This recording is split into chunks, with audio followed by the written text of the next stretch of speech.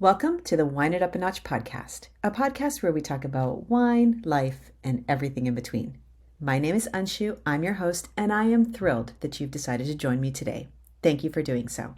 Welcome to episode 26 of the podcast. Today, I have a very special podcast episode for you. It's on a very relevant topic I get asked about all the time, which is, what do I do if I plan a trip to Napa Valley? I find Napa Valley to be a destination that a lot of people want to go to, but they always tend to be confused. So when I found an opportunity to speak to somebody who specializes in all things Visit Napa Valley, I jumped on the opportunity. Today, in just a moment, you'll be tuning in to a conversation between myself and the Director of Communications of the Visit Napa Valley organization, an organization that's dedicated to promoting travel and all things Napa Valley. And I think that you will find this conversation to be very informative, just as I did. Now, before we go over to that conversation, I want to let you know that maybe there was a little bit of a personal motive in this conversation, in that when I recorded this, I was also planning a trip to Napa Valley, which I have now taken. So I will be back in a later episode to share my own personal experiences with my visit to Napa Valley and to share my itinerary with you if you're interested, and to share my thoughts on what we hear in today's episode and whether I found that to be true personally or how I incorporated some of those learnings into my own travel plan. So stay tuned for that. But for now, let's roll over to the conversation that I had with Sarah from Visit Napa Valley. I hope you enjoy it and find it to be helpful. Cheers. Hi, Sarah. So thank you so much for joining me today. I really appreciate your time. It's my pleasure to be here, and thank you for including Napa Valley in your podcast. You know what? I couldn't miss the opportunity. Obviously, Napa Valley is so huge on a world scale when it comes to wine, and wine lovers really want to experience Napa Valley wines and come to the Napa Valley. So when I stumbled upon your organization, I thought, this is perfect. We need to talk.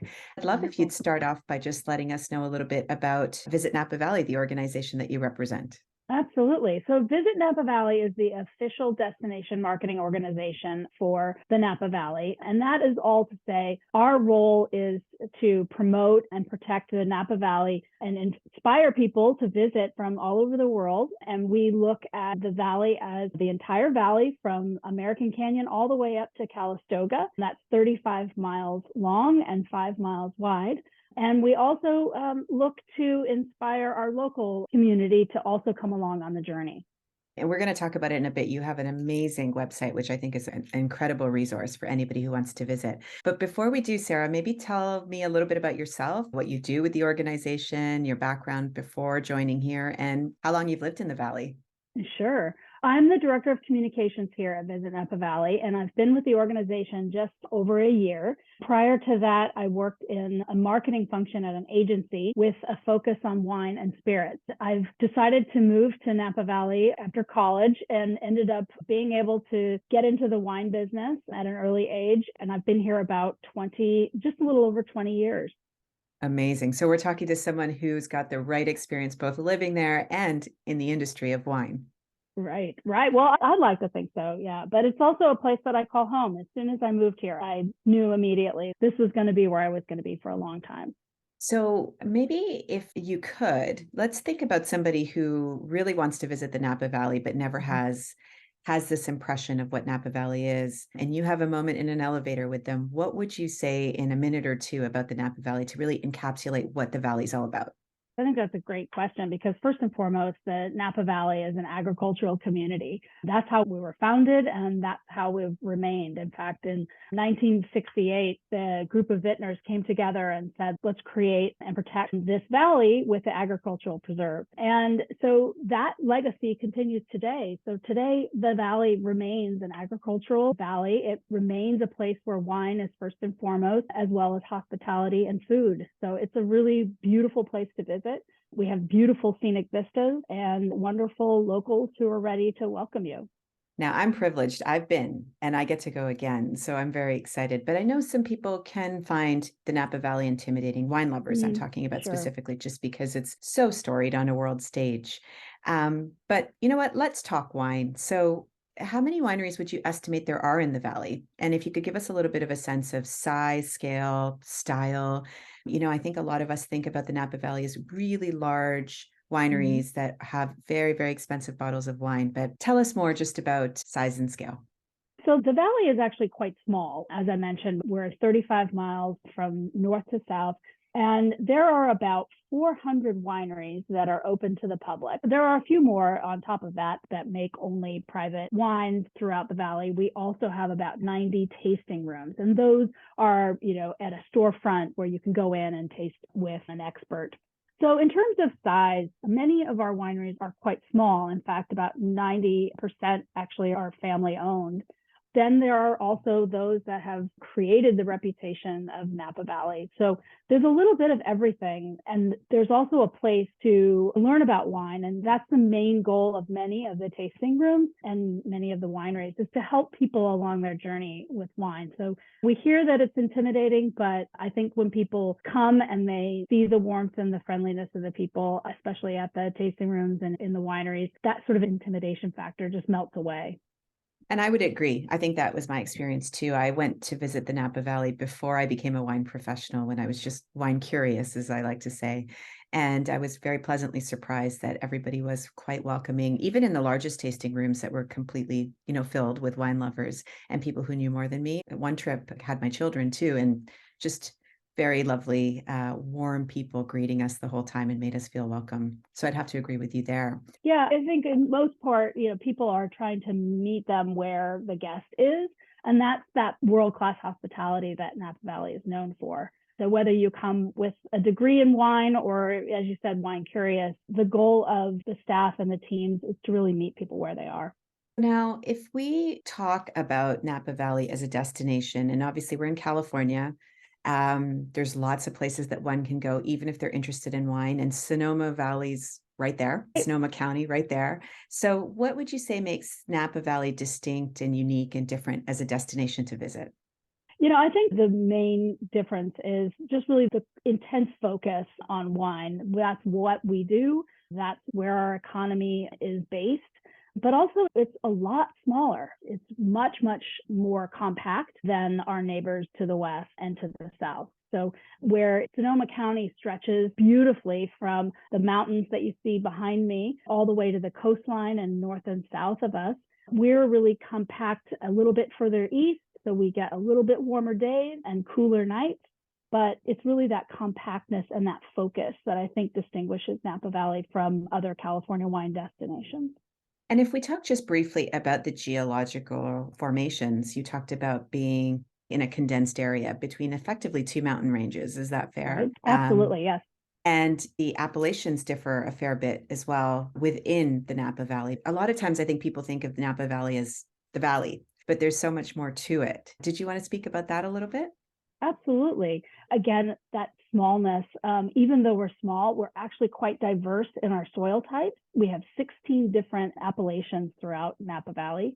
The valley spreads out at the base, at the southern end, and makes an arc across. And then we also have some wine growing regions up into the hills. So, you can be in Calistoga tasting at Frank Family Vineyards, for example, and get a very, very different experience than you get when you're in the southern region looking at Cuvée or Artesa, which are some of our wonderful locations in the Carneros region.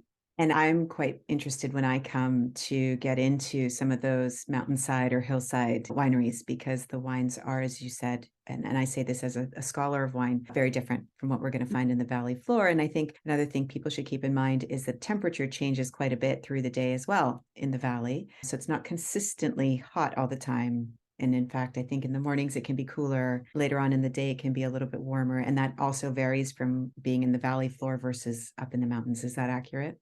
That's absolutely accurate. You can be wearing a Patagonia jacket in the morning and a t-shirt, by 10 o'clock, and then putting that jacket back on at 5 or 6 o'clock in the evening. So yeah, you definitely get a temperature change throughout the day and you'll feel it. And that's really what makes us one of the great places to grow wine, is that temperature change. It allows the grapes to ripen fully, and then it also allows the vines to relax and recover each day throughout the growing season. It's definitely unique to where we are.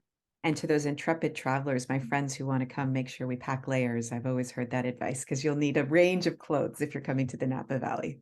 Yeah, absolutely. It can be a 100-degree day, and then you go and you take a tour in one of the wine caves, and it's a consistent 50 or 60 degrees in a wine cave. And so that temperature change for your body, you're like, oh, I need a sweater. So Yeah. a scarf, a sweater, or a jacket is always, whatever the season. Excellent. Now, I've heard a lot of people say colloquially that Napa Valley is a very expensive destination to visit. It's maybe not in my Mhm. budget. What would you say to people? If a listener feels they're on a budget, and I'm using air quotes on the word budget because I think we all have our own budgets, but if they feel that perhaps a visit to the valley would be too expensive, what would be your thoughts? Well, I think there's a couple of ways to tackle that. One is get yourself educated. We have a fantastic website, and on the website, we have a listing of wineries that have tastings that fall under the $50 price range. Many of them actually are in the $20 or $30 price range. So there's that. And then for accommodations and for food, we have a wide range, quite a breadth of different accommodation and food options that can accommodate many budgets.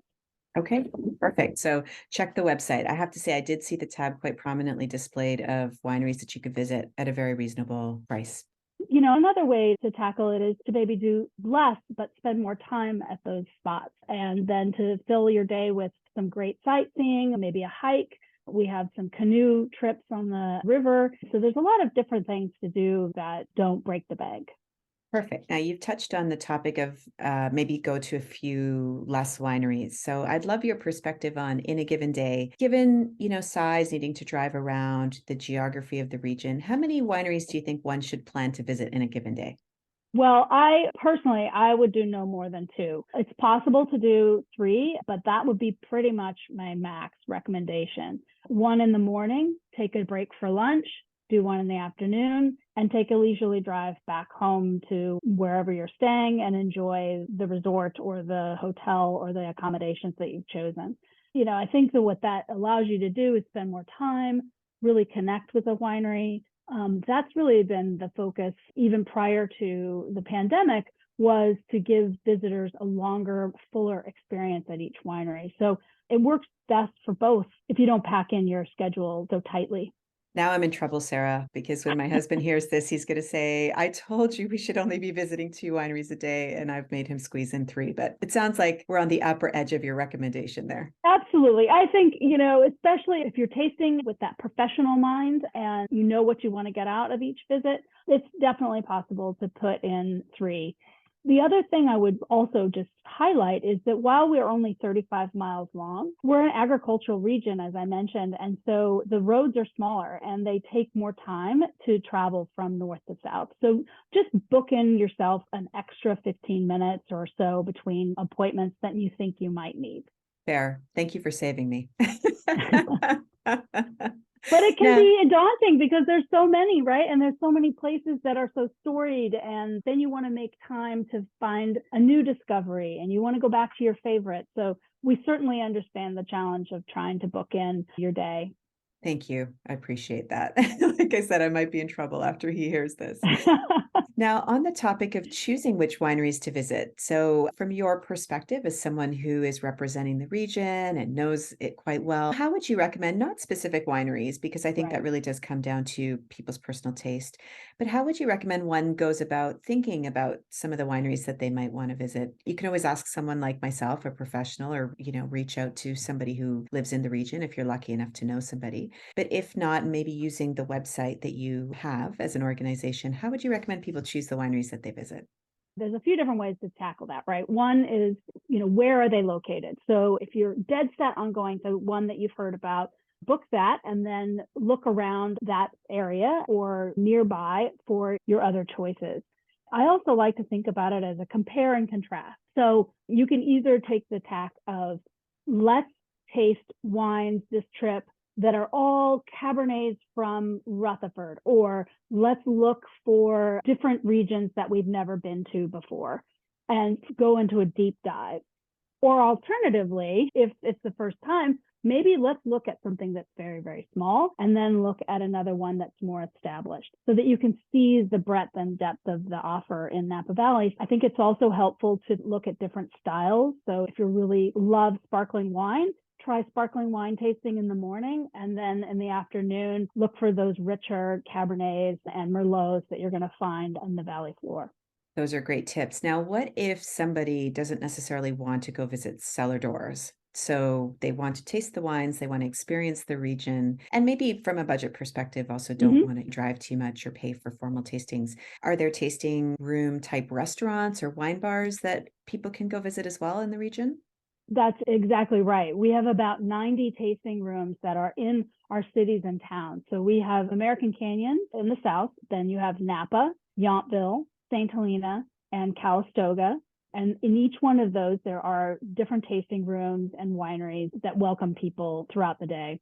And then on top of that, you can definitely find a great list of wines at restaurants. I always tell people, if you've got a lunch booked, consider looking at their wine list before you go so that you can add that as part of your education. But yes, tasting rooms, if you've got, half a day and you're in downtown Napa, pop into one of the tasting rooms and then maybe take your bike and ride on the wine trail. We have what's called the Napa Valley Vine Trail from Napa all the way up to Yountville, and then you can taste in Yountville. Oh, I love that. And actually, that feeds beautifully into the next question, which was, I mean, you've said it's not a huge region, but there is, to get from point to point, a need to Mm-hmm. drive. Now, I hope a lot of people would be responsible and say, okay, if I'm drinking, I don't want to drive. So, what are the options if you don't want to drive for any reason? How do you get around the region?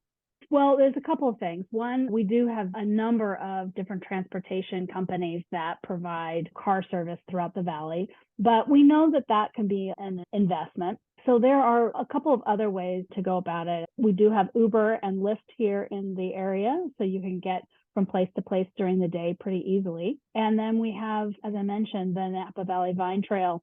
Right now, we have about 12 miles that go between the city of Napa and Yountville. And coming later this year, the area from Calistoga to St. Helena will be completed. And then eventually we will connect the two, and it will be 47 miles from Vallejo to Calistoga on a safe, separate bike path. So that's going to be a lot of fun and a great addition to the valley. That's gorgeous. I'll have to come back and do Mm-hmm. that for sure. Now, we can't talk just wine, I think, without talking food, because obviously food is such an important part of the wine experience. So, what would you want people to know about the food scene in Napa Valley? I think we're so well known for our Michelin star restaurants and for that California cuisine. I think the concept of farm to table really originated here in California, and that really is at the cornerstone of much of the cuisine. But again, just like with wineries and with hotels, there's a breadth and depth of the experience here, food trucks to those Michelin star restaurants and everything in between. And I think the other thing that I think distinguishes us is that so many of the restaurants are family owned and family run. They're small, they're local favorites. My husband and I tend to go to a couple here in downtown Napa, but there's also favorites that we have in Calistoga and in St. Helena that are not owned by big companies. They're single restaurants that have been here for many years. So I think that's, one of the things that people should know is that they're small and that they've really focused on providing that great, great California food. And am I right in remembering that the Visit Napa Valley website does actually list restaurants as well? We do. We have everything from wineries, hotels, restaurants, things to do. Actually, we're just updating our blog on the free things to do in Napa Valley. Great. So let's then talk about some wine adjacent experiences. So we've talked wine, we've talked food, getting outdoors, hiking, biking, Mm-hmm. but what else can people do to round out if they're coming out for a couple of days? What could they do to round out a trip to the Napa Valley that you would say top on your list in terms of experiences? I think we can't end this talk without talking about the Napa Valley Wine Train. It is truly, truly a unique experience and one that you definitely need to book time for if you do want to do it. There's a few different trips that they take. One that is shorter lunchtime, and then there's another few that go further and longer with that experience. But you board a beautifully restored train in downtown Napa and you take that up the valley, all while being served exquisite food and wine. It's a beautiful thing to do in the summer in the evening. There's a dinner train, or during the day in the winter months. Well, you've just taught me something new. Even as a wine professional, I did not know about the wine train. It had skipped me in terms of Yeah. experiences. And the Okay. staff on the train are remarkable in their ability to serve while moving and all with a smile and grace. It's really remarkable. We do our famous wine balloon, the balloons that are, lift off every morning, but that is an early morning rising opportunity. They don't go up in the afternoon because of the prevailing winds. So that's definitely an early rising opportunity. But again, another beautiful way to experience the valley. And how many balloons go up in a morning? There's sometimes when you'll see 10 or 12, and other times there'll be 6 or 7. It's something that we all look, as locals, we look for in the sky. So Sure, yeah, I see them behind you. For those who can see us visually, they're right behind you in the background there. Now, we have not talked about spa experiences. I think the Napa Valley is quite known for spa experiences as well. Am I right? absolutely. In fact, up in Calistoga, they were really founded by the idea of taking in the waters, right? Taking in the springs. And there are a number of classic original spas that have been renovated up in Calistoga. It's a great place to experience a spa. But also at many of our resorts, they've also worked that into that experience so that when you come, maybe you're coming for a special occasion, a honeymoon, or for an anniversary, taking time and carving out that time for yourself, because we learned in the pandemic, time is really the greatest luxury. And this is a great way to relax, reconnect with yourself and with your loved ones. And what types of people are coming to visit? So we've mentioned people on their honeymoons, people Mhm. coming to celebrate an anniversary. That would be me this time. I assume maybe people who are about to get married and their bachelorettes or bachelor parties. Give the listener an idea of what time in their life might be a great time to come. I think any time is a good time to come. But, if there's something special coming up, what kinds of people are coming to celebrate those special moments in the Napa Valley? We see visitors from all over the world, all walks of life. We love the guys' trip that are going to play golf at some of our fantastic golf courses. We love seeing girls getting together and reunions from college, and also, couples, just because they love wine, they're experiencing those passions together. And it's hard to categorize, one type of person who's coming here. So the more the better, and the more diverse the better. And would you say that it's a family-friendly destination? We do welcome families. We have different resorts that cater to families. We have experiences that are, hiking and biking, as well as some great food experiences that are family friendly. The Culinary Institute of America has a campus here in the city of Napa called Copia, and there's a fantastic museum of different cookware collected and displayed there in the museum. And I see kids in there all the time and just wowed by all of that. So definitely families should bring kids. And if you do, there are some wineries that have some rules around that, but there are definitely wineries that welcome families. And that's great to hear. And I want to reiterate that I mentioned that I had come one time with my children, and of course, they have to be respectful of the environment, but they were welcomed. And I think that a lot of times families with younger children hesitate about going to wine Mm-hmm. country and maybe will defer those trips even though they want to go so badly because they don't have someone to take care of their children at home, or they feel that their children will not be welcome in such a setting. But I think it is, as you said, all about planning properly and figuring out what are the things that we can do together and where could we go together as a family where perhaps Mm-hmm. the grown-ups could still, enjoy a wine experience and the children would be welcome. But I think you made an important point about not assuming that that will always be Mm-hmm. the case. So again, it does kind of come down to research, doesn't it?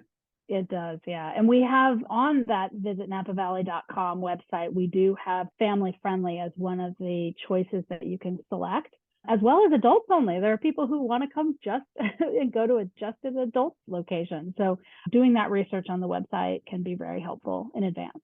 Excellent. Okay, so I think I am down to maybe one or two questions for you. I thought that maybe it would be helpful to give people, and again, a lot of this information for the listeners is available on this excellent website that Visit Napa Valley maintains. We'll just give you the URL at the end and it'll be in the show notes as well. But I thought it would be great to give people a sense of some of the key events that happen in the valley throughout the year that one could plan a trip around.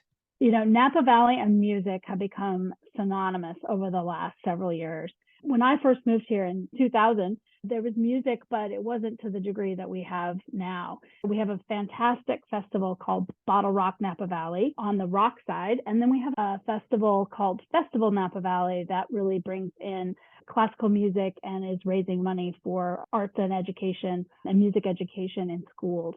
So look for the music tracks that come to Napa Valley mostly in the summer, starting in Memorial Day through September timeframe. In the winter can be a wonderful time to come to Napa Valley. In the city of Napa, we have a beautiful free lighted arts festival that brings people out. It's very family friendly. And then at the opposite end of the valley is a fantastic lighted tractor parade in Calistoga. St. Helena has a wine barrel tree that they put up, and they close a couple of streets and bring in Santa and other festivities around the wine barrel tree. So winter can be a really, really surprising time to come. And how winter, I'm in Toronto, so we get real winters here. How winter is winter in the valley? Well, this year we had snow on our mountains. Yes. But that's quite unusual. So I would expect some rain, some cloudy days, but typically 40s, 50s as a high and a low in, high 30s. For us, we're wearing a jacket, maybe a hat, but it's definitely not Toronto winters. Yeah. It's a little fresh though, I take it. Fresher, yes. But we also can have amazingly bluebird sky days. I think people, when they come in the winter, they're surprised. And would the winter be a time where potentially maybe it's a little less busy? We see about 20 to 25% lower occupancy in our hotels during that time frame. So you can get some special deals perhaps, and it can be a really, like I said, it's a really delightful time.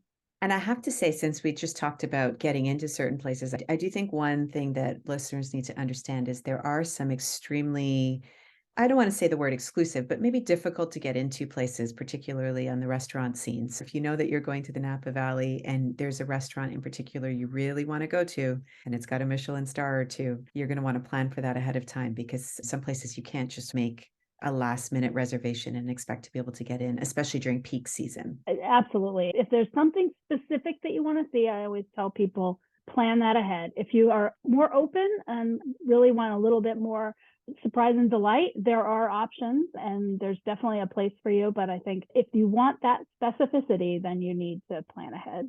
And I think the same goes whether you're going to France or to Italy or anywhere in the world.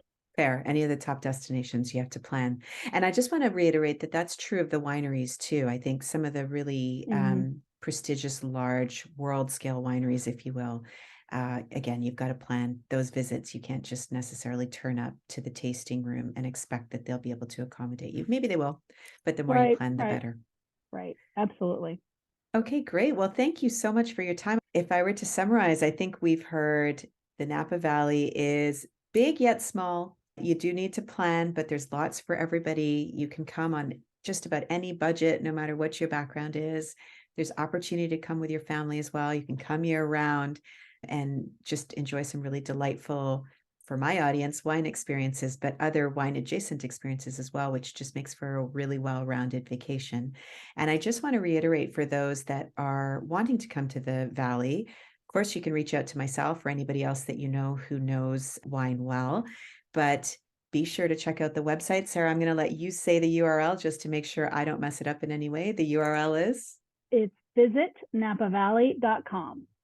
And it is a fantastic resource. I definitely say Wineitupanotch approved. I've used it myself. A great, actually, appellation map that has all of the appellations listed from the north to the south with the wineries plotted on it. So I just think it's a fantastic resource, no matter what your level of knowledge is or experience is with wine country or Napa Valley specifically. Be sure to visit that website. Sarah, thank you for your time. I hope that our paths will cross again soon.